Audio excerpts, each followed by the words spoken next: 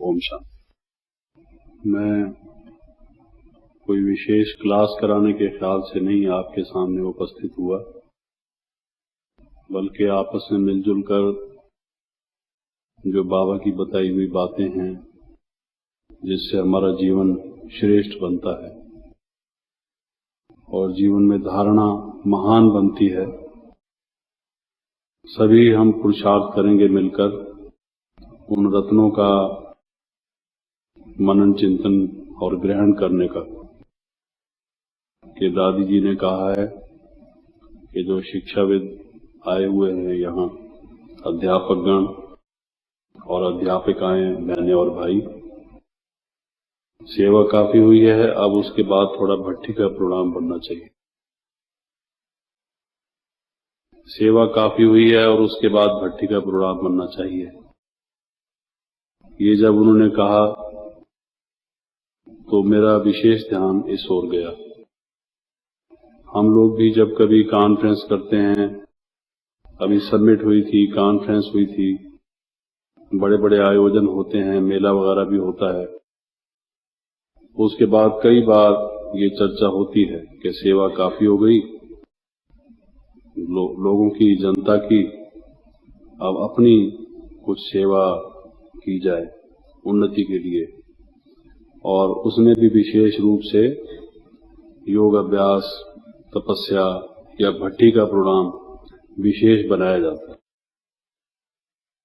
तो क्या बात है कि हम इस तरह की बात कहते हैं और महसूस करते हैं कि ये जरूरी है, जबकि सेवा भी एक शिव बाबा की ही दी हुई हमें एक वरदान है। एक प्रकार से उसमें ज्ञान भी आ जाता है, क्योंकि लोगों को हम ज्ञान ही तो सुनाते हैं और शिव बाबा का परिचय देते हैं, तो किसी न किसी हद तक, किसी न किसी मात्रा में या डिग्री में शिव बाबा की याद भी होती ही है, आत्मा का परिचय उसमें दिया ही जाता है।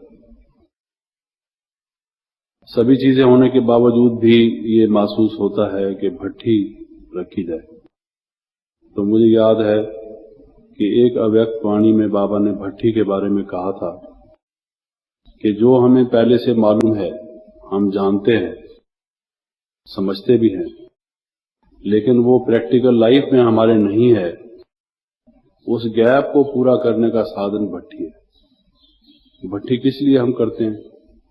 अब जैसे आज का प्रोग्राम भट्ठी का, मौन का या योग का था, उसको कोई भी नाम आप दे दीजिए, लेकिन उसका विशेष प्रयोजन क्या था, लक्ष्य क्या था उसके पीछे? यही कि जो आत्मा के स्वरूप में हमें स्थित होना है, सीट में जो सेट होना है, लगन में जो मगन होना है, उसका विशेष अभ्यास किया जाए, क्योंकि चलते चलते उसमें गैप पड़ जाता है। भट्ठी का यही प्रयोजन है। तो बाबा ने ये विशेष रूप से भट्ठी का प्रयोजन बताया था। तो उस बात को सामने रखते हुए थोड़ा हर एक बात की गहराई में अगर हम जाते हैं तो उसका लाभ विशेष ले पाते हैं। कई दफा हम ज्ञान की चर्चा करते हैं कि ज्ञान की गहराई क्या है, योग की गहराई क्या है, इत्यादि। ऐसे हर एक तरह की गहराई, हर एक बात की गहराई में जाने की जरूरत होती है। भट्ठी की भी गहराई में जाने की जरूरत होती है।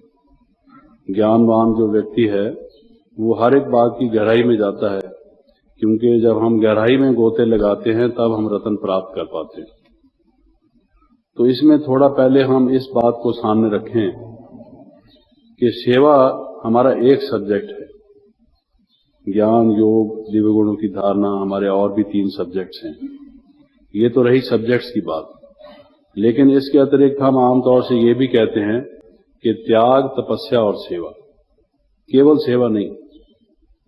ज्ञान, योग, दिव्य धारणा और सेवा, वो किसी और बात को सामने रख के हम उसकी चर्चा करते हैं कि हमारे इस ईश्वरीय विश्वविद्यालय के सब्जेक्ट्स क्या हैं, हम क्या पढ़ाई पढ़ते हैं, क्या पुरुषार्थ करते हैं। लेकिन जब जीवन को महान बनाने के लिए विशेष हमारे पुरुषार्थ की बात कई दफा चलती है, तो उसमें हम एक बात जिसकी ओर सबका ध्यान खिंचवाना चाहते हैं, वो ये कि केवल सेवा नहीं, त्याग, तपस्या और सेवा।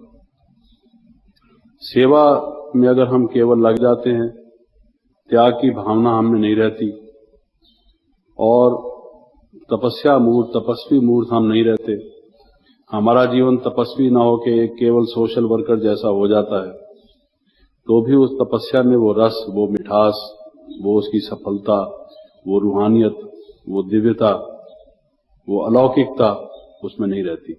वो जो बल है, जैसे बाबा कहते हैं योग का जौहर चाहिए, वो उसमें से निकल जाता है।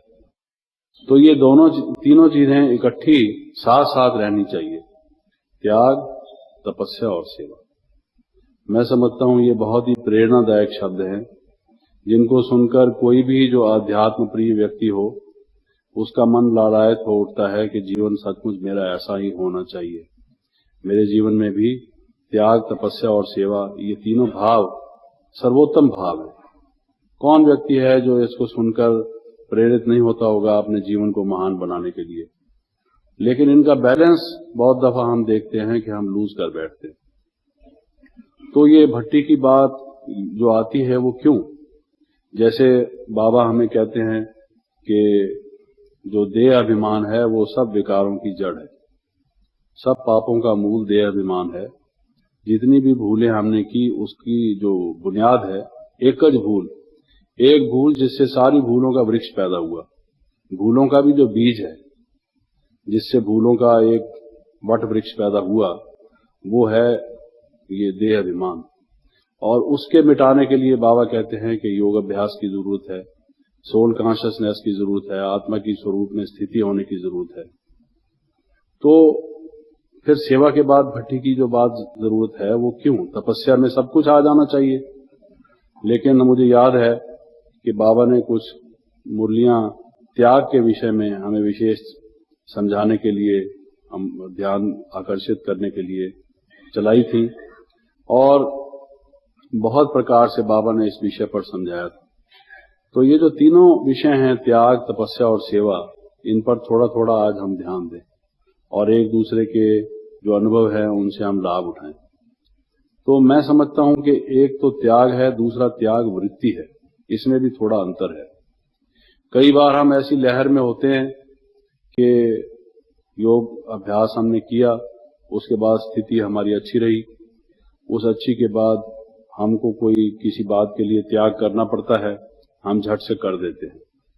तो वो ज्ञान कभी हम सुनते हैं और उसमें बाबा हमें कोई बात समझाते हैं, किसी विशेष बात के त्याग के लिए कहते हैं, हम त्याग कर देते हैं। एक तो है त्याग के जो 2, 4, 10, 20 जो एक्शंस हैं, जो जिनको त्याग की संज्ञा दी जाती है, वो तो एक तो वो है हमारे स्पेसिफिक एक्शंस, पर्टिकुलर एक्शंस, हमारे विशेष कर्मकलाप जो त्याग से संबंधित है। एक ये है कि निरंतर, जैसे ये था कि निरंतर सेवा, इस पर भी बाबा ने एक मुरली चलाई थी, निरंतर योग, इस पर तो हम सब हमेशा चर्चा किया करते हैं। तो जिस त्याग वृत्ति की बात मैं कह रहा हूं, वो निरंतर त्याग की बात है। त्याग के इकड़े दुकड़े 1, 2, 4, 10 एक्शंस अलग बात है, एक वृत्ति ही त्यागी की हो, ये श्रेष्ठ धारणा है जिसे हमें अपनाने की जरूरत है। जैसे हम ज्ञान से समझ जाते हैं अच्छी तरह से कि हम देह नहीं हैं और देही हैं, हम ये रथ नहीं रथवान हैं, हम ये शरीर नहीं हम आत्मा हैं, हम ये क्षेत्र नहीं हम क्षेत्रज्ञ हैं। इन बातों को बहुत भली भांति हमारी जानकारी में आने के बाद हम ऐसा पुरुषार्थ शुरू कर देते हैं। वैसे ही ये जो बाबा ने बताया है कि त्याग से भाग्य होता है, त्याग से भाग्य होता है। आमतौर से लोग ये समझते हैं कि कर्म से भाग्य होता है, एक्शंस मेक आवर फॉर्च्यून। कोई व्यक्ति लक्की है तो हम कहते हैं कि इसके पूर्व कुछ कर्म ऐसे किए हुए, ये तो ठीक है, कर्मों की गति हमें बताई जाती है। लेकिन एक मुरली में बाबा ने कहा था कि जो संकल्प में, मन वचन स्वप्न में भी ना हो और वो हमें प्राप्त हो जाए, उसको भाग्य कहते हैं। हमने कोई कर्म किया, उसका फल हमें मिला, वो तो कर्म का फल है। ऐसे तो भाग्य भी कर्म का फल ही है, त्याग भी एक कर्म विशेष है, कर्म विशेष प्रकार के कर्म को हम त्याग कहते हैं। लेकिन फिर बाबा ये खास तौर से क्यों कहते हैं कि त्याग से भाग्य मिलता है? अवश्य ही त्याग कोई ऐसा विशेष कर्म है बाकी सब कर्मों से अलग एक श्रेष्ठ प्रकार का कर्म है जिससे विशेष भाग्य बनता है। कई दफा हम देखते हैं कि कोई व्यक्ति ज्यादा मेहनत तो करता नहीं, फल उसको मिलता है, आगे बढ़ता जाता है, उन्नति उसकी होती जाती है और उसको चांसेस मिलते जाते हैं, सफलता प्राप्त होती जाती है। तो हम क्या कहते हैं कि ये बड़ा लकी है, लकी स्टार है, ये भाग्यशाली है। तो भाग्य हम आमतौर से वहां कहते हैं, तो उसके पीछे कोई ना कोई कभी ना कभी किसी न किसी रूप में त्याग जरूर रहा होता है। तो बाबा का ये जो कहना है कि त्याग से भाग्य होता है, हम जो कर्म करते हैं अगर हर एक कर्म के साथ हमारी त्याग की भावना समाई हुई हो, कर्म को हमने त्याग का पुट दिया हुआ हो, तो वही कर्म जो है वो कई गुना फलदायक हो जाता है। कर्म का फल तो मिलता है, जैसा आप करेंगे वैसा पाएंगे, ये तो एक सिद्धांत है कि जैसा बीज बोएंगे वैसा फल काटेंगे, और कर्म का फल शाश्वत है, अटल है, वो मिलता है, लाभ कर्मा जिसको हम कहते हैं। तो ये तो एक इक्वेशन बनी हुई है। लेकिन जिस कर्म में त्याग की भावना होगी, दूसरे को सुख देने की भावना होगी, दातापन की क्वालिटी होगी, अपने स्वार्थ से नहीं किया गया होगा, अपने समय को, अपनी शक्ति को, अपने धन को, अपने शरीर को लगा के दूसरे को सुख देने का, उसके जीवन को बनाने की भावना, शुभ चिंता, शुभ भावना, शुभ कामना समाई हुई होगी, वो कर्म त्यागमय कर्म होगा। तो कर्म करो, पुरुषार्थ करो, लेकिन अगर कर्म के साथ त्याग वृत्ति हो, ये नहीं कि मैंने इतना कर्म किया है, मेरी कोई प्रशंसा ही नहीं करता, मुझे कोई प्राइज ही नहीं देता, कोई अवार्ड ही नहीं देता, इतना मैंने काफी कुछ किया है, उसके लिए मुझे कोई पद ही नहीं प्राप्त होता, लोग जानते ही नहीं, समझते ही नहीं कि मैंने इतना कुछ आज तक किया है। ये त्याग की भावना नहीं है, इसलिए इस फल का, इसका उतना उस कर्म का श्रेष्ठ फल नहीं होता। तो जहां हम कर्म के सिद्धांत को समझते हैं, कर्म की गति को, कि कर्म, अकर्म, विकर्म, सुकर्म इत्यादि क्या है, वहां मैं ऐसा समझता हूं कि चलते चलते हमारी इस समझ में अभाव आ जाता है, कमी आ जाती है कि त्याग से भाग्य बनता है। हमारा जो कर्म है उसका फल मल्टीप्लाई हो जाता है हमारे त्याग की भावना से। लेकिन हम त्याग इसी भावना से केवल नहीं करते, त्याग तो एक वृत्ति विशेष का नाम है। दूसरे को सुखी देखकर सुख महसूस करना, ये एक मनुष्य की लाइफ की क्वालिटी है। कहीं तो ऐसा होता है कि दूसरे को बढ़ता देखकर जेलसी, ईर्ष्या आती है। कहीं पर ऐसा होता है कि दूसरे को आगे बढ़ते देखकर लोग उसका विरोध भी करते हैं। कई संस्थाएं, हमारे इंस्टीट्यूशन के इतिहास में क्या हुआ, जब किसी ने देखा कि किसी संस्था विशेष के लोग यहाँ ज्यादा आने लगे हैं, तो उन्होंने समझा कि हमारा संप्रदाय कम हो रहा है और ये उनको अपने संस्था में ले जा रहे हैं। उनकी ईर्ष्या हुई और उन्होंने नुक्स निकाल के लोगों के प्रापेगंडा करना शुरू कर दिया, तो उनके मन में खुशी नहीं होती। तो ये ईर्ष्या है। लेकिन दूसरे को सुखी होता हुआ देखकर, बढ़ता हुआ देखकर, उन्नति को प्राप्त करता हुआ देखकर उसमें मनुष्य सहयोगी बने और शुभ भावना, शुभ कामना उसके प्रति रखे, बजाय इसके कि उसके मन में ईर्ष्या हो, द्वेष हो और उसको उसकी लेग्स पुल करने की भावना हो, जैसे कि प्राय संसार में होता है। ये त्याग की वृत्ति है। तो मैं समझता हूं कि कोई भी व्यक्ति योगी नहीं बन सकता ठीक तरह से अगर उसमें त्याग की वृत्ति न हो। आप जीवन में इस बात को अनुभव किया होगा आपने कि बहुत से भाई बहन जो चलते चलते ये कहते हैं कि हमारा योग नहीं लगता या योग की स्टेज हमारी ऊंची नहीं उठती, उसका विशेष हमें अनुभव नहीं होता। तो मैं ये महसूस करता हूं कई दफा कि किसी न किसी प्रकार की दलदल में वो धंस गए। और वो क्या होती है दलदल, कि त्याग की बजाय वो प्राप्ति जो अल्पकाल क्षणभंगुर है, जो इन आंखों से अभी दिखाई देती है, स्थूल प्राप्ति कलयुगी दुनिया की, नरकमय संसार की, जो नाशवान है, जिसको बाबा कहते हैं कि इन आंखों से जो कुछ दिखाई दे रहा है वो थोड़े समय में सब समाप्त होने वाला है, इस भंभोर को आग लगने वाली है, वो देखते हुए भी नहीं देखते। जब ऐसी भावना उनमें आ जाती है खींचातानी की, तो वो उस त्याग की वृत्ति को खो बैठते। तो इस त्याग, तपस्या और सेवा, इन तीनों का आपस में संबंध है। तो मैं ये समझता हूं कि जो हम योग की भट्ठी लगाते हैं या सेवा करते हैं या जो कुल हम पुरुषार्थ कर रहे हैं, उसमें ये बात हमेशा हमें, जहां चेकिंग और चीजों की करते हैं, कहीं ऐसा तो नहीं कि हमें सुख प्राप्त होने लगे हैं, हम सुखों में ही रसना लेने लगे। जैसे जैसे आप आगे बढ़ेंगे लोग आपको सेवा देंगे, सेवा के साथ आपकी भी सेवा करने लगेंगे। ये समझकर कि हमसे ये वरिष्ठ हैं, पुराने हैं, बड़े हैं, तो आपको भी अनेक प्रकार की सुविधाएं प्राप्त होने लगेंगी, सुख के साधन प्राप्त होने लगेंगे।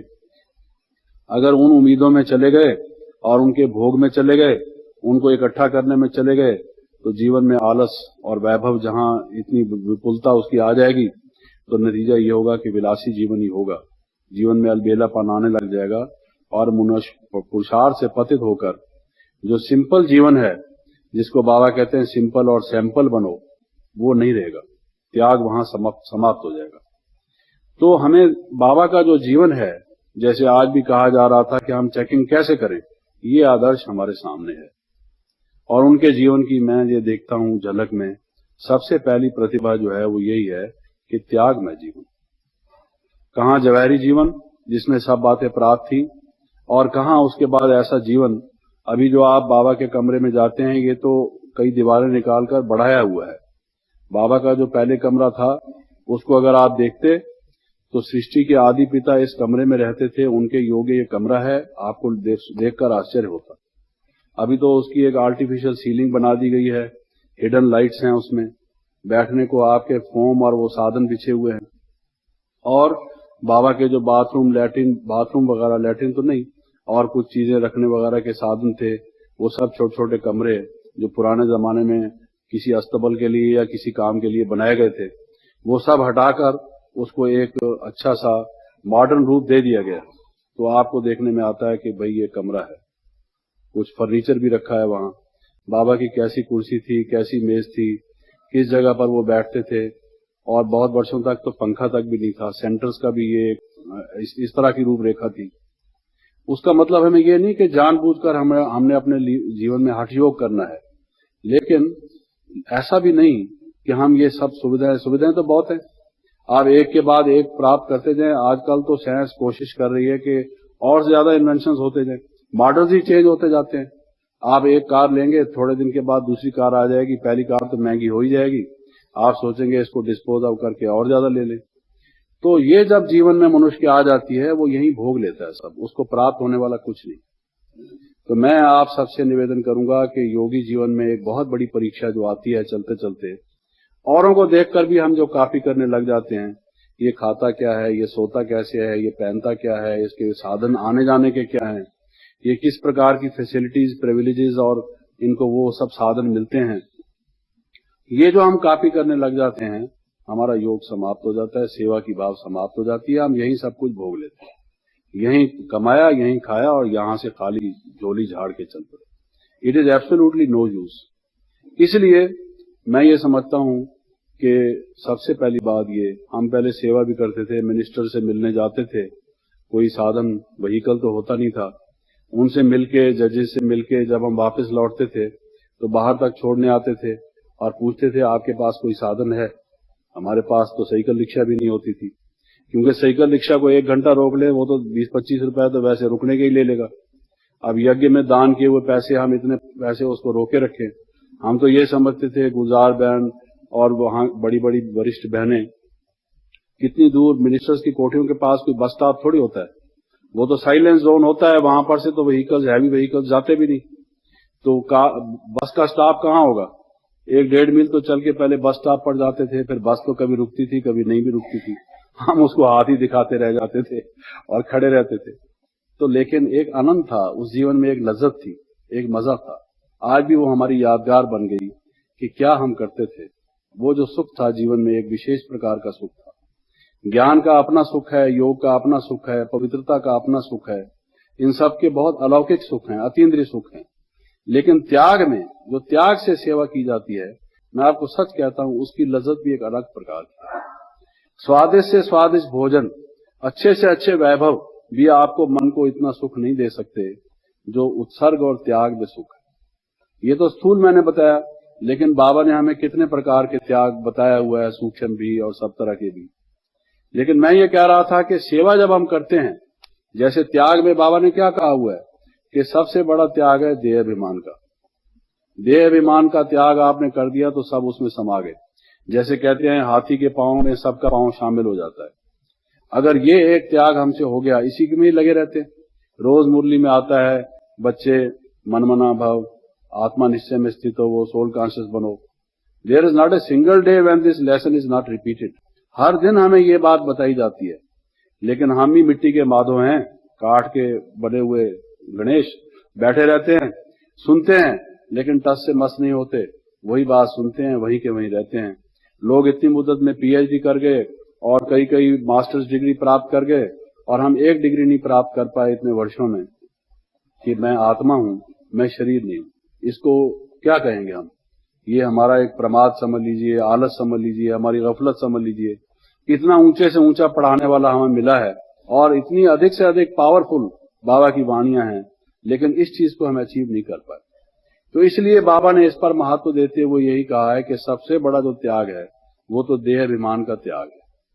लेकिन मैं समझता हूं कई दफा जब हमारे मन यहाँ पर क्लास में प्रश्न उठते हैं, पूछा जाता है कि दुख का कारण क्या है, माया का मूल क्या है, इत्यादि इत्यादि, बहुत से प्रश्नों के हमारे 4-5 नफे तुले सेट हुए बने से एक ऑलराउंडर क्वेश्चन, जैसे अभी निकले थे ना ऑलराउंडर भाई और बहनें, जूनियर भी और सीनियर भी, ऐसे हमारे कोई क्वेश्चंस के उत्तर भी ऑलराउंडर हैं, जो सब जगह फिट होने की हम कोशिश करते हैं। मास्टर कीज जैसे होती है, हर जगह हम लगाने की कोशिश करते हैं, गाड़ी चल तो पड़ती है किसी न किसी तरह से।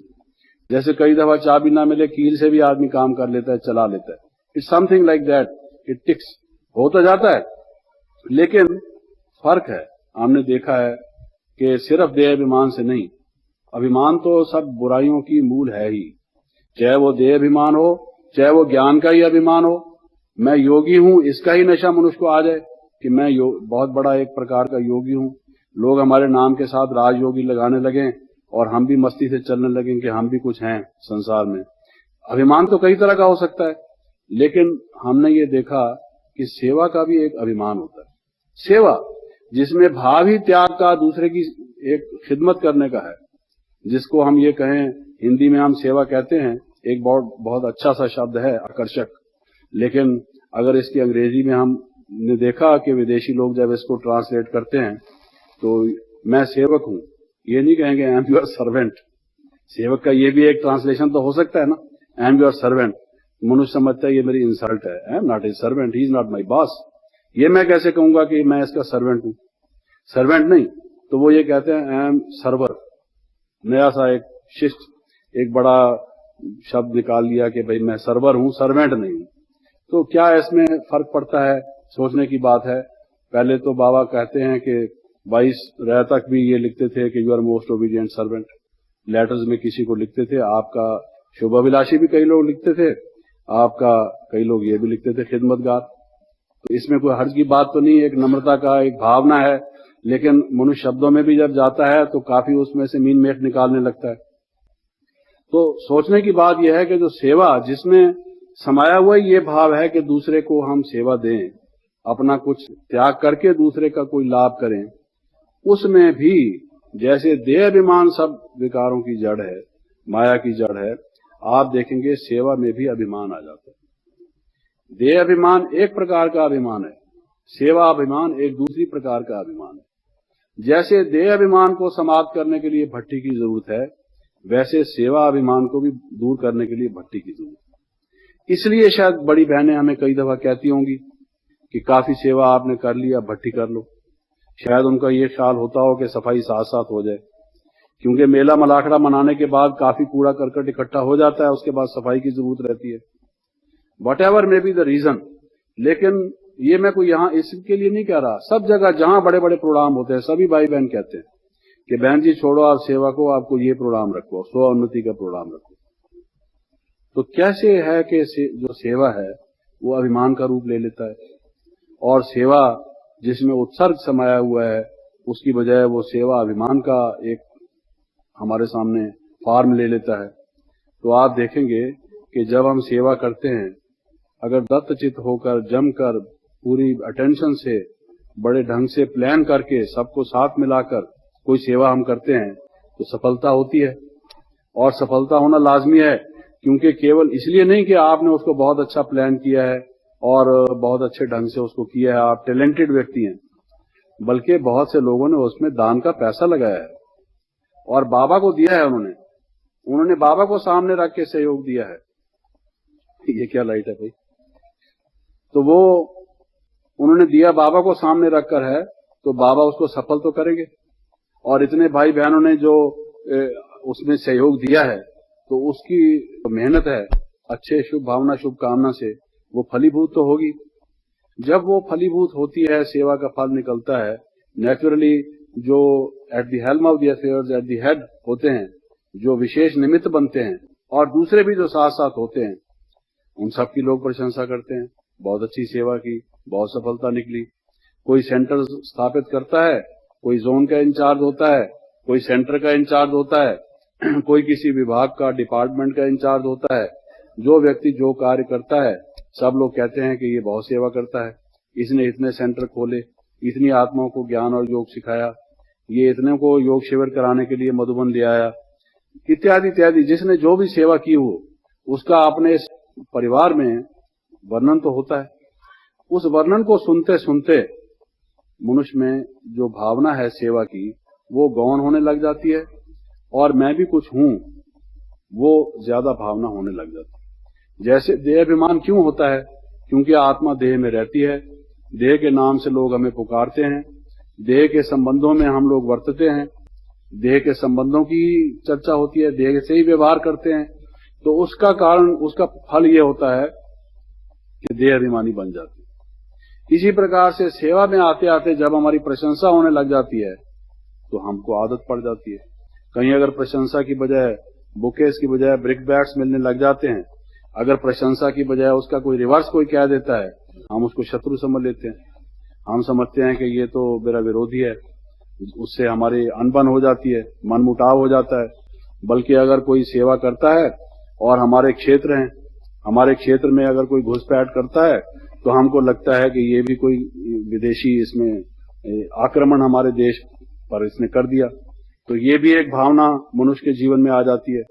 वो जो हमारे उदारता है, वो गुण तो पहले शूट आउट हो जाता है, दैट बिकम्स डेड। तो ये सेवा का जब हम कार्य करते हैं, उसमें अनेक प्रकार की बातें आती हैं, जिसकी ज्यादा डिटेल बनाने की जरूरत नहीं तो अगर उसकी विषय सूची बनाए तो एक पुस्तक के बराबर तो मेरे ख्याल में उसकी विषय सूची बन जाए कि सेवा में भी कितने लाभ हैं। और अगर कोई उसको ठीक ढंग से नहीं करता, अगर दूसरी बातों में आ जाता है, त्याग भावना को छोड़कर, तपस्या को छोड़कर, तो फिर बाकी क्या रह जाता है? तो उसके विषय के टाइटल सब बदल जाते हैं, they become reverse, you know already know about it. तो इसलिए जब वो देह अभिमान की बजाय सेवा अभिमान हो जाता है, चाहे वो प्रशंसा से और चाहे इन और सब कारणों से, तेरा मेरा मैं आप, ये बंटवारा, इस प्रकार की बातें, we want to share the prestige, share the respect, share the honour, share the, ये चीजें बहुत डेंजरस है। और जैसे जैसे समय बढ़ता जाता है, ड्रामा का एंड नजदीक आता जाता है, और मैं ये देखता हूं कि ये चीजें ज्यादा आती जा रही हैं। आई एम सॉरी टू से दिस, ये चीजें ज्यादा आती जा रही हैं। इसलिए बहनों और भाइयों, हम जमकर सेवा करें। बाबा कहते हैं कि सेवा का जो ताज है, जो यहाँ सेवा का ताज पहनेगा, वो भविष्य में राज का ताज पहनेगा। लेकिन सेवा के ताज के साथ अगर हमारे साथ तपस्या का ताज नहीं होगा, त्याग का ताज नहीं होगा, जो कि लाइट का क्राउन है। सेवा का ताज तो स्थूल है, लेकिन उसके साथ साथ अगर लाइट का क्राउन जो तपस्या का क्राउन है, और उसके साथ साथ जो त्याग का क्राउन है, जिससे हमारे जीवन में पवित्रता आती है, योगी बारी भी कभी लग जाए किसी बीकानेर में या जैसलमेर में या कहीं ऐसे इलाके में, शायद हमें भी राज मिल जाए, तो इट्स पॉसिबल। राजस्थान के लोग ये ना समझें कि मैं कुछ उस विशेष उसके लिए कह रहा हूं, क्योंकि आपको पता है कि वो कैसे इलाके हैं इसलिए कह रहा हूं। तो इसलिए मैं ये समझता हूं कि जो त्याग पर हमें ध्यान देने की बहुत जरूरत है। इसी प्रकार से तपस्या की चलते चलते हमारा जीवन ऐसा ना हो जाए हम समझेंगे बहुत योग लगा लिया है। कोई भी काम काफी कर लेने के बाद मनुष्य का एक स्वभाव बन गया है कलयुग में, जहां हमारी और बहुत सी खराबियां आ गई हैं, वहां ये आ गया है कि हम ऊब से जाते हैं, बोर हो जाते हैं किसी चीज से। आपने अभी जब मैं बैठा यहां पर योग के विषय में एक गीत सुना था कि योगी वही है जो निंदा स्तुति से भी ऊपर उठ के रहता है। योगी के लक्षण उसमें बताए गए थे। आपको अपना अनुभव होगा कि जब पहली बार ये गीत बजा होगा, आप झूम उठे होंगे और जैसे जैसे बचता होगा उस वक्त कुछ आपका वजद की हालत कुछ और होगी, लेकिन अगर ये 1 साल तक निरंतर रोज बचता रहे ये रिकॉर्ड, तो आप कहेंगे अरे भाई तुम्हारे पास कोई और रिकॉर्ड नहीं है, टूट गए क्या, सब खत्म हो गए वो कैसेट्स, कभी कभी तो और भी बजाया करो। हालांकि इसके बजाने में क्या एतराज है, इसमें तो हमारे ज्ञान की सभी बातें आ जाती हैं। अगर इस पर ही एक कमेंट्री की जाए तो इट इंक्लूड्स एवरीथिंग, इसमें कोई भी चीज ऐसी नहीं जो छूटी हुई है। तो इसी तरह से हमने देखा है कि ये मनुष्य के एक स्वभाव है कि कोई भी कार्य करते करते फिर वो उसको उबना कह दो, बोर, आजकल की भाषा में जो छोटा बच्चा भी कहता है मम्मी मैं तो बोर हो गया, वो बोर शब्द कह दो या कोई और चीज कह दो जिसमें फॉल्स सेटिस्फेक्शन मनुष्य को हो जाए, नॉट रियल सेटिस्फेक्शन। कौन है जो कह सकता है कि मैंने काफी योग लगा लिया है? काफी का क्या मतलब, काफी की परिभाषा क्या है? किसको आप कहते हैं कि काफी योग लगाया? बाबा तो कहते हैं कि हमें इतना तपस्या मूर्त होना चाहिए। एक मुरली में बाबा ने कहा था कि जो शराब पीता है, नशा करता है, किसी मस्ती में होता है, वो जब चलता है तो लगता है कि ये शराब पिए हुए, उसके नैनों से, उसके चलन से ऐसा महसूस होता है कि इस वक्त किसी और दुनिया में है ये। आपको मालूम हो कि जैसे एक पागल खाने में एक जवाहरलाल नेहरू गए थे और वहां उन्होंने कहा कि हमें एक पागल से मिलाया जाए, जरा 2 मिनट बात करा दी जाए। वैसे तो लोग प्राइम मिनिस्टर से बड़ी मुश्किल से अपॉइंटमेंट लेते हैं, लेकिन प्राइम मिनिस्टर से एक पागल से अपॉइंटमेंट ली कि देखें तो सही पागल कैसे होते हैं। तो एक पागल लाया गया उनके सामने, तो नेहरू ने उसको कहा मैं प्राइम मिनिस्टर हूं, समझा? कहता है हाँ कभी हम भी ऐसा सोचा करते थे। कहता है ऐसे होता है, हमारे साथ जैसा हुआ है तुम्हारे साथ भी एक दिन वैसा ही होगा। उसको वैसा बोला वो, तो वो पागल के लक्षण होते हैं। उसका पागल किस दुनिया में रहता है, उसकी दुनिया एक अपने किस्म की दुनिया है। ऐसे जो नशाई है वो भी समझता है कि मैं भी क्वीन एलिजाबेथ हूं, वो अपनी दुनिया में रहता है, कुछ और उसके ख्यालात होते हैं, चाहे वो किसी भी प्रकार के स्टेटस का व्यक्ति हो। तो बाबा ने एक मुरली में कहा था कि जो नशे में हो, मस्ती में झूम रहा हो, उसकी चलन से, उसके नैनों से, उसके वाचा से पता लगता है कि ये किस मस्ती में है। और जो तपस्वी होगा उसके चेहरे से, उसके नैनों से, ऐसा नहीं कि वो उसके समतल होगा, वो उसके पैरेलल होगा, वो तो लड़खड़ाता है। ऐसा नहीं आप योग के नशे में लड़खड़ाने लगे और कहने लगे जगदीश भाई ने कहा था कि उसका वो उसी से स्पष्ट होगा, ये भी किसी नशे में है, और फिर आप कहने लगे कि भाई मैं तो रूहानी नशे में हूं। लेकिन जरूर जिसकी जो स्थिति होती है वो उसकी कृति से, वृत्ति से, उसकी पर्सनैलिटी से वो लोगों के सामने जरूर आती है। तो बाबा का कहना यह था कि उसके नैनों में बाबा की जो वो याद समाई हुई होगी, उससे जो नैन उसके होंगे और उसकी जो मुस्कुराहट होगी, उसके चेहरे पर जो झलक होगी, जो उसके वचन निकलेंगे मुख से, जिस प्रकार से एक रॉयल वे में वो चलेंगे, या जो उसका व्यवहार होगा टोटल, उससे प्रत्यक्षता होगी। प्रत्यक्षता केवल ये काल्पनिक और त्रिमूर्ति समझाने से केवल नहीं होगी। ये तो एक पहला लेसन है जो हम किसी को परिचय देते हैं शिव बाबा का, लेकिन दूसरे को ये महसूस हो कि हमने जो योग सीखा है उससे हमारी लाइफ में क्या परिवर्तन आया है। तो बाबा ने कहा था कि जैसे आप किसी को विजिटिंग कार्ड देते हैं जिसमें लिखा होता है कि आपने क्या डिग्री प्राप्त की है या क्या आपका ऑक्यूपेशन है, वैसे आपका जो चेहरा है, आपकी जो पर्सनैलिटी हो, वही विजिटिंग कार्ड हो। That should speak. जैसे कहते हैं कि मुंह बोलती तस्वीर हो, आप बोले ना बोलें, लेकिन जैसे बाबा की बायोग्राफी में हम बताते हैं कि कोई सैकड़ों हजारों व्यक्ति जा रहे हो, बाबा भी अगर उसके बीच में जा रहे हो तो लोगों का ध्यान जाएगा कि ये विशेष हैं। जिन्होंने मम्मा को देखा है, बाबा को देखा है, उनको मालूम है ये आपने ऐसा कभी कोई चित्र देखा है। हम भी कई जगह पर गए हैं, कई माताओं को देखा है, कई बहनों को देखा है। It is unique. अगर आप मम्मा को चलता हुआ देखते, बात करता हुआ देखते, बैठता हुआ देखते, उनके चेहरे को आप देखते, तो एनीवन वुड फील। कई जगह हमने देखा। हम आपको बताएं, एक बार अमृतसर में झगड़ा हुआ, हमें वहां से टेलीग्राम आया कि झगड़ा हुआ है, आप फौरन आइए। मैं गया और जो ब्रिजमोहन भाई हैं, उनके लौकिक पिता थे उन दोनों, आनंद जी, हम दोनों वहां गए। जब तक हम पहुंचे बात काफी बढ़ चुकी थी और झगड़ा काफी बढ़ गया था। तो वो हम जब पहुंचे, अभी सामान हमने अंदर रखा बड़ी मुश्किल से, तो बाहर देखा काफी लोग इकट्ठे हुए। और जब तक हम उसका कोई इंतजाम करें, किसी पुलिस स्टेशन पर जाएं या कुछ आपस में विचार करें कि क्या हमें करना चाहिए, लगभग कोई 1000-1500 आदमी इकट्ठे हो गए। और वो यही कह रहे थे कि इनको यहां से हटाओ, ये हमारी सभ्यता से कोई अलग किस्म की बात करते हैं। एक कोई गीत बज रहा था, उन दिनों में ये गीत तो बने नहीं थे, वो जो पहले वाले गीत थे उन पर हम अपना ज्ञान सुनाते थे। कोई गीत भी बज रहा था, किसी बहन ने बजा दिया था तो वो उसको और ज्यादा चिढ़ गए थे कि ये क्या गीत बजते हैं, किसी धार्मिक संस्था में ऐसे गीत थोड़ी बजा करते हैं। तो वो इकट्ठे हो गए सब लोग और हम दोनों गए पुलिस स्टेशन पर। वो एक पुलिस स्टेशन पर, हम दूसरे पुलिस स्टेशन पर जल्दी से वैन ले आए, लोगों को बुला के ले आए। तो इसी बीच में हमने देखा कि वो सब इकट्ठे हुए। जब तक पुलिस वाले पहुंचे तो उन्होंने क्या किया, सबने कहा कि जी इनको निकालो, आज इनका सामान बाहर फेंको और किसी ट्रक में डाल के जाके दिल्ली कमला नगर में पहुंचा के आओ। They had that kind of plan. तो हालांकि वो जो बहनें थी, उन्होंने, मम्मा वहां गई हुई थी, उन्होंने सोचा कि ये लोग बहुत इस समय ऐसे इरिटेटेड मूड में हैं, तो क्या किया जाए। उन्होंने दरवाजा अंदर से बंद कर दिया। जब बंद किया तो कुछ लोग जो बहुत इस किस्म के थे, उन्होंने दरवाजा तोड़ दिया, धक्का देके दरवाजा गिरा दिया।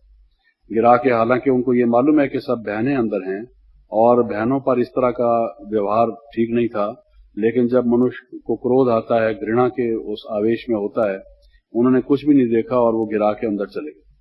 और फिर उन्होंने उस दो चार जो उनके मुखिया थे उनको कहा कि इनकी मातेश्वरी से जाके बात करो, उनको कहो कि या तो हम निकालेंगे और हमारी आपसे रिक्वेस्ट है कि आप खुद ही चले जाएं तो अच्छा है।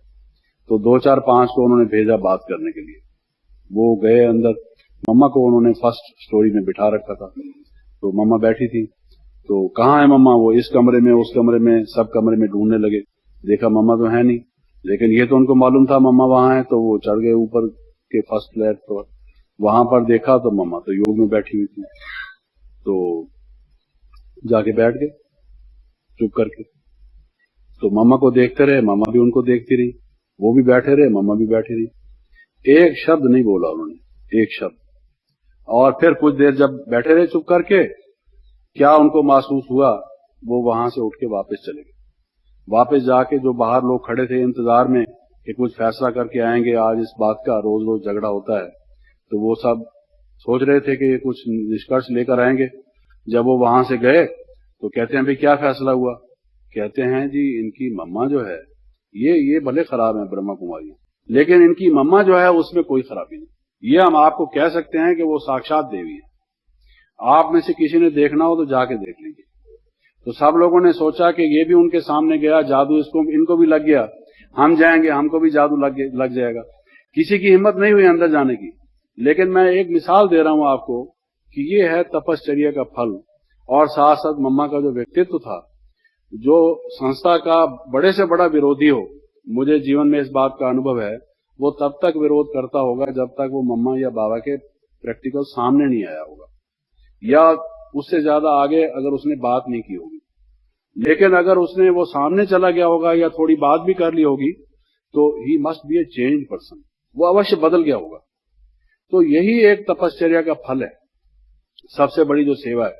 दिल्ली में मुझे याद है, बाबा जब आए एक दफा, तो हम लोग बसेस में सब जाते थे वहां क्लास करने। एक जगह सबकी दिल्ली की क्लास होती थी। तो दिल्ली में एक भाई थे, वो जो अपने युगल को नहीं आने देते थे, झगड़ा करते थे। और उनको जब मालूम हुआ कि दिल्ली में बाबा आए हुए हैं, तो उन्होंने कहा कि हम भी जाएंगे वहां बाबा से मिलने। तो उन्होंने आके सेंटर पर कहा कि ये जाना चाहते हैं, वहां जाके झगड़ा करेंगे, सभा में ऊधम मचाएंगे, बाबा के सामने बैठेंगे, खलबली मचाएंगे, तो इनको किसी भी तरह से रोका जाए। तो वो जो बस आती थी, वो बस में सबसे पहले ही उस दिन नहा धो के बैठ गए। तो अब उनको उतारा कैसे जाए, झगड़ा के बिना उनको कैसे निकाला जाए। उनको कईयों ने परसुएट करने की कोशिश की कि भाई ये जो डेली स्टूडेंट्स हैं उनकी क्लास होती है, वही समझ भी पाते हैं, आपसे हमारी रिक्वेस्ट है कि आपको बाबा से वैसे मिला देंगे, अभी आपके चलने का कोई प्रयोजन नहीं। वो माने नहीं, वो बैठ गया वहां। बैठ गया तो सबको लेट हो रहा था, वहां पहुंचे तो वो सभा में बैठ गया और वो आगे आगे बढ़ता जाए बाबा के नजदीक जाके बैठने के लिए। हम लोग सब इस बात में कि कहीं नजदीक जाके तमाशा ना करे, इसको पीछे बिठाना चाहिए, लेकिन वो रुके ही ना, जाके सेकंड या थर्ड रो में नजदीकी बाबा के बैठ गया। लेकिन उसने सभा में कुछ नहीं बोला। सभा के समाप्त होने के बाद इतना खुश, इतना वो उसके जीवन में, लाइफ में चेंज उसके, और बोलता है कि आप लोग कमबख्त हो। अपनी वाइफ को, सबको कहता है आप लोग कमबख्त हो। तो उन्होंने कहा क्या बात है। कुछ लोग जो नए थे, जिनको मालूम नहीं था ये कौन है, तो उन्होंने समझा क्लास में तो सब बीके जाते हैं, ये क्या कहता है, क्या भाषा बोलता है।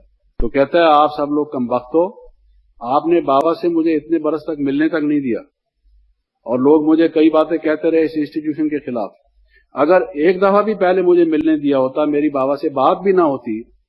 अरे इतने बरस में, इतनी उम्र में ये जिस तरह से सीधे बैठते हैं, जितना इनके चेहरे पर प्रकाश है, जितना इनकी वाणी में एक मधुरता और एक लज्जत है, सुनने से ही मन को लगता है कि हमारी प्यास बुझती जा रही है।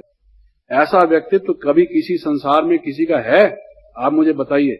अंधे से अंधा मनुष्य भी आया तो उसको यहाँ निगाह मिल जाए, आंखें मिल जाए। इनको देखकर कौन इनका विरोध करेगा? आपने हमें मिलने तक नहीं दिया इनसे। आज भी मुझे रोक रहे थे कि आप वहां मत जाओ मिलने के लिए। वो इस तरह से बोलता था। तो हमारे जीवन में यह अनुभव है कि जो बाबा या मम्मा से मिला, मैं समझता हूं हाल में भी जो लोग आके यहाँ बैठते होंगे, कभी इस बात का आप कईयों से पूछें कि आपको कैसा लगा। चित्र भी जो देख लेते हैं उनको ऐसा महसूस होगा कि यूनिवर्सल हैं। विदेश के लोग तो आके अपना अनुभव बताते हैं। पहले पहले वहां सेंटर्स पर बाबा के चित्र में सामने लोगों को नहीं ले जाते थे, समझते थे ये समझेंगे ये कोई इंडियन साधु बिठाया हुआ है या क्या बिठाया हुआ है, धोती पहने हुए बाबा, ये क्या समझेंगे ये लोग। लेकिन जब उनको ये अनुभव हुआ कि जो लोग आके बैठते हैं हमारी बात उनको कोर्स करा रहे हैं और वो कोर्स को नहीं सुन रहे और चित्र को देखे जा रहे हैं, और चित्र को देखते देखते ही कोई ऐसी स्थिति को प्राप्त हो गए हैं और बाद में वो बताएंगे कि ये कौन है, ये तो हमारे अपने कोई हैं, हमारी आत्मा इनके साथ बोल रही थी, हमें कुछ प्राप्त हो रहा था इनसे, इनका हमें विशेष परिचय दीजिए। तो इसलिए जो सेवा का एक बहुत बड़ा रूप बाबा ने बताया, जितना हम तपश्चर्या करेंगे, साधना करेंगे स्वयं त्याग के साथ साथ, उतना हमारी सेवा में वो बल आएगा कि जो हम बोलेंगे, जो हम नेत्रों से लोगों को निहाल करेंगे और बाबा को याद करके जो हम लोगों को उन वाइब्रेशन से आंतरिक सुख देंगे, सेवा का जो एक लास्टिंग फल होगा, लास्टिंग इंप्रेशन जो होगा वो ये होगा। बल्कि हम तो ये कहें कि जैसे कोई डॉक्टर किसी को इंजेक्शन लगाता है और उससे पहले नीडल को स्टेरिलाइज करता है, योग में जब हम बैठते हैं, योग युक्त होकर जब किसी को ज्ञान देना शुरू करते हैं, तो एक प्रकार से हमारी अपनी आत्मिक स्टेरिलाइजेशन हो जाती है। अगर उस नीडल को स्टेरिलाइज ना किया जाए, किसी को इंजेक्शन लगा दिया जाए, तो आपको मालूम है कि वो नुकसानदेह भी हो सकती है, उसमें इन्फेक्शन भी हो सकता है। तो इसलिए बाबा कहते थे कि आप बच्चे अगर ठीक तरह से योग युक्त होकर किसी को नहीं समझाएंगे तो आपके जो संस्कार हैं उसका इन्फेक्शन, जैसे वो शारीरिक इन्फेक्शन होता है फिजिकल, ये आपका इन्फेक्शन हो जाएगा दूसरों को। तो बाबा का कहना ये हमेशा रहा कि कोई आता है आपसे कोर्स करने, योग सीखने या परिचय लेने, तो पहले 2 मिनट बाद में बोलो, साइलेंस में बैठ जाओ, बाबा को याद करो, आत्मिक स्थिति में आओ। जब स्वयं सोचो कि अब मैं सीट में सेट हूं, अब मेरी अपनी स्थिति वैसी है, तब बोलना शुरू करो।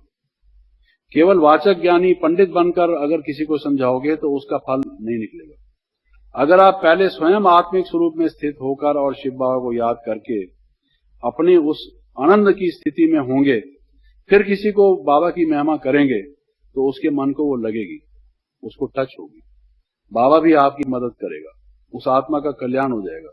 और शुरू करने से पहले अपने मन में बाबा से ये बात करो, बाबा इसकी भी बुद्धि का ताला खोलो, बाबा इस आत्मा का भी कल्याण करो, बाबा आज ये मेरा भाई आया है, ये भी आपसे वर्षा प्राप्त करे। जब आपके मन इस प्रकार से द्रवित हो जाएगा शुभ भावना से, शुभ कामना से, ऐसी स्थिति से आप उस आत्मा को निहारते हुए कि हाउ यू फील, कि आपका इतना लॉन्ग लास्ट न्यूली फाउंड, जिसको ये विदेशी भाई कहते हैं कि सिक्की लद्दा, ये भाई आपका इतने वर्षों से खोया हुआ आया है अपने बाप के पास, और अगर आज इसको ये ज्ञान समझ में ना आया, पता नहीं फिर कब आता है, हमेशा के लिए ये परमात्मा से फिर बिछड़ जाएगा और ये चांस बार बार तो आता नहीं। ये बड़ी रेस्पॉन्सिबिलिटी का काम है। वो ऑपरेशन भी जो स्थूल किया जाता है इतना रेस्पॉन्सिबिलिटी का नहीं होता, क्योंकि उसमें तो एक जन्म का कंसर्न होता है। ये तो अगर वो ज्ञान से गया तो जन्म जन्मांतर के लिए गया। अगर हमने ऑपरेशन ठीक नहीं किया तो इस आदमी की मृत्यु तो कल भर के लिए हो गई। तो कितना एक सावधान होने की जरूरत है। बल्कि बाबा ये हमेशा कहते हैं कि अगर किसी को कोई बात समझ में नहीं आती तो उसको ये कहो कि हमसे बड़े और हैं, हम पूरा नहीं जानते, हमने आपको समझाया तो जरूर है, लेकिन हम बहुत छोटे हैं अभी इसमें। बच्चे, इस कहने में तुम्हारी कोई कमी नहीं होती कि दूसरे का नुकसान तो नहीं होना चाहिए। आप किसी बात से किसी को कन्विंस नहीं कर पाए तो वो बेचारा टूट जाएगा। उसको ये कहो कि हमसे बड़े अभी और हैं जो आपको और इस बात को समझाएंगे। कोई बात नहीं, अगर हमने नहीं ठीक प्रकार से समझाया तो हम आपको उनसे मिलाएंगे ताकि उस बेचारे का कल्याण हो। बाबा कहते हैं हट्टी तो ये एक है, दूसरी हट्टी इस तरह की इस सौदे की तो है नहीं दुनिया में। अगर यहां से वो लौट गया तो बेचारा बाबा के घर में आके खाली हाथ से लौट गया, ये तो एक बहुत बड़ा नुकसान हो जाएगा। तो सेवा के साथ ये त्याग और तपस्या की जो बात है, इसका अगर हम पूरा ध्यान देंगे तो मैं समझता हूं कि ये बैलेंस भी ठीक चलता चलेगा और हमारी स्व उन्नति भी साथ साथ होती जाएगी। बाबा का बल्कि यहां तक कहना था कि जब सेवा स्टार्ट करो वो इससे ही करो।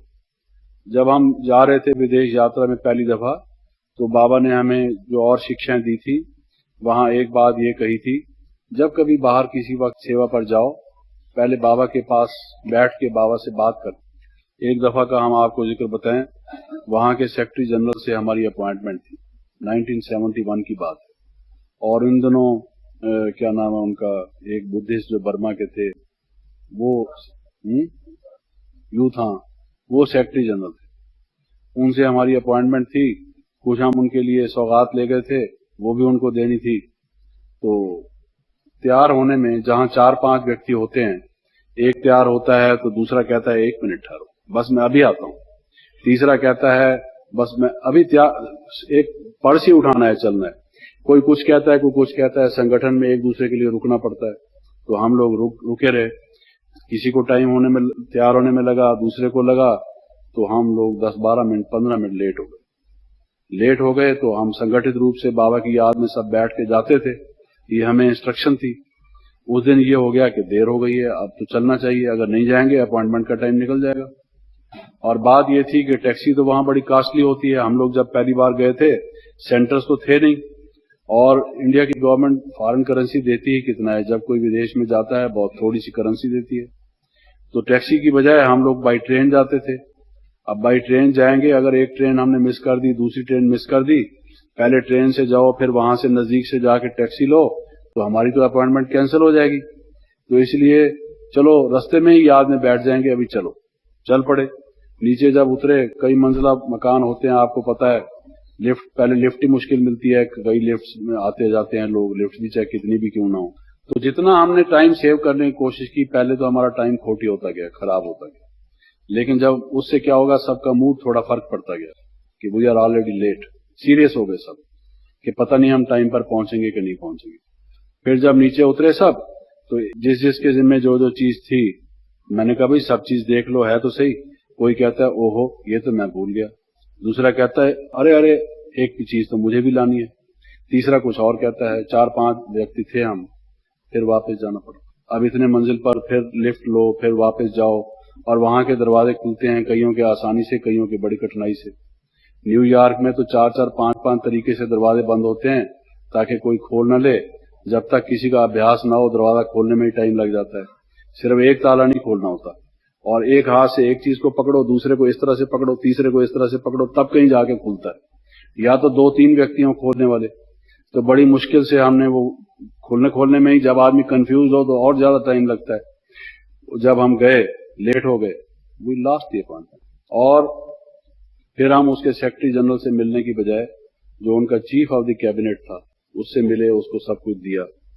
तो फिर जब नेक्स्ट टाइम भोग लगाते थे, हमारे साथ एक संदेश बहन भी थी, तो बाबा ने कहा कि बच्चे आपने आज्ञा का पालन नहीं किया। बाबा आपकी मदद करता, जब आज्ञा का पालन करते, सब काम जरूरी थे, और बाबा की याद में बैठ के जाने का जो नियम था, आपने सोचा इसमें से टाइम सेव करें हम, दिस इज समथिंग अनइम्पॉर्टेंट। बाकी सब चीजें, कंगी देने में 2 मिनट ज्यादा भी लगा दिए किसी ने, और किसी ने शीशे में अपना चेहरा देखा, ठीक हूं, सेक्रेटरी जनरल के सामने जा रहा हूं, जरा मैं भी कुछ हूं, तो थोड़ा मुझे भी, I should be like him, you see. हर एक ने अपने उसको देखने की कोशिश की, लेकिन जो बाबा ने बात बताई थी, पहले से कह के भेजा था, पहले से वार्निंग दी थी, काशन दी थी, बच्चे जब सेवा पर जाना, याद में बैठ के जाना, इतनी महत्वपूर्ण सेवा में आप इस बात को एक ओमिट करके जा रहे हैं, तो कर लो, देख लो तजर्बा क्या उसका नतीजा हुआ। We missed our goal. ऐसे जीवन में कई बार हमने देखा। तो बाबा को याद करते हुए कार्य करते हैं, याद करके काम शुरू करते हैं और ये समझते हैं कि बाबा ही करण करावनहार है, हम तो इंस्ट्रूमेंट्स हैं। इस आत्मा का भक्ति का पार्ट पूरा हो गया है, अब इसका ज्ञान में आने का पार्ट का टाइम आ गया है। बाबा इसको कहीं से ढूंढ के लाया है, इसके निमित्त बाबा ने यहाँ सेवा स्थान खोला है। हमको बाबा ने केवल एक निमित्त बनाया टिकलू टिकलू करने के लिए, बोलने वाला तो बाबा ही है और इसका भाग्य बनने का समय आ गया है, भाग्य विधाता तो वो है। जब ये बात हम समझते हैं तो फटाफट सफलता होती है। और जब हम ये समझते हैं हम तो समझाने में बड़े कुशल हैं, सब लोग यही कहते हैं ये बहुत बढ़िया समझाते हैं, हमको कहा गया खास कि तुम इनको समझाना, हम ही समझाने वाले हैं इनको, और इत्यादि इत्यादि। अपने बारे में हम कुछ बहुत कुछ समझ लेते हैं, शिव बाबा को एक तरफ रख देते हैं और स्वयं ही सामने आ जाते हैं। तो उसके आगे से भी शिव बाबा हट जाते हैं, हम ही सामने रह जाते हैं। हड्डी मांस के पिंजर हम ही सामने रह जाते हैं। और जो लाइट और माइट के शिव बाबा हैं वो फिर बाबा कहते हैं ठीक है बच्चे तुम करो, all right, go ahead, well. उसका नतीजा हम देखते हैं। हम पत्थर के साथ सिर मारते हैं, सिर भी फोड़ते हैं, पत्थर तो फूटता नहीं, वो आदमी बिना समझे चला जाता है। हम ही कहते हैं कि ये आदमी कई दिन तक आया, कोर्स किया, फिर ये आता क्यों नहीं। उसकी वजह यही होती है, बाबा ने हमारे पास कितनी मेहनत से उस आत्मा को प्रेरित करके भेजा। और हमने बाबा का लाया हुआ आदमी, कोई एक प्राइम मिनिस्टर किसी को रेकमेंड करके आपके पास भेजे और आप उसको ओवरलुक कर दें। बाबा ने हमें भेजा सेवा करने के लिए, हमारा भाग्य बनाने के लिए, उसका भी भाग्य जगाने के लिए। और चूंकि हम तपस्या मूर्त नहीं, त्याग मूर्त नहीं, मान और शान में आ गए, अपनी इच्छा और तृष्णा में आ गए और अपने ही पन में मैं हूं कुछ, ये इस अभिमान में आ गए, सेवा अभिमान में आ गए, समझते अपने आप को कुछ। तो बाबा कहते थे मेरे बच्चे ज्ञानी होने के बावजूद, योगी होने के बावजूद, कई दफा मुरली में आप पढ़ेंगे, देह अभिमानी है। अभी तक 25% उनमें योग की जो रूहानियत आनी चाहिए वो है। टाइम हैज पास्ट, उस जमाने में और अब में अंतर है, इसमें कोई शक की बात नहीं, लेकिन अभी भी ये चीज किसी मात्रा में है तो सही। बाबा बाबा कहते रहो, जैसे आज भी मुरली में था। और बाबा का ये कहना है कि जब समझाओ बाबा बाबा समझाओ, ताकि लोग पूछे बाबा कौन, किसको आप बाबा कहते हैं। बाबा ऐसे कहते हैं, शिव भगवान वाच, तो ताकि हमारा अभिमान टूटे और हम खुद उस प्रफुल्लित हो जाए हमारा मन। बाबा बाबा कहते कहते हमारी अपनी आंखें गीली हो जाएं और हमारा अपना मन उससे भरा है कि बाबा ने कितना अच्छा जीवन बनाया है। उस भावना से जब हम उस स्थिति में आके जब देते हैं किसी को ज्ञान, ये दोनों प्रकार का अनुभव ही अलग अलग किस्म का है। उस वक्त खुद महसूस होता है कि ये व्यक्ति ज्ञान में आ जाएगा, इस आत्मा के प्रति हमारा कुछ निकल रहा है, बाबा बता रहा है कुछ इसके लिए, तो ये बात का फर्क पड़ जाता है। तो मेरा कहने का भाव ये था कि सेवा के साथ साथ जो त्याग का भाव है और जो तपस्या की बात है, और त्याग केवल त्याग नहीं, त्याग वृत्ति, हमें कुछ नहीं चाहिए, बाबा मिल गया तो सब कुछ मिल गया। ये कुछ भी किसी को देना है दे दीजिए किसी को। We don't want anything, we only want a yogi life, we only want Baba's love, Baba's grace. Baba ने हमें वो दे दिया, हमको सब कुछ प्राप्त हो गया। ये भावना जब हम में आएगी तब हम समझते हैं कि हमारा रियल योगी जीवन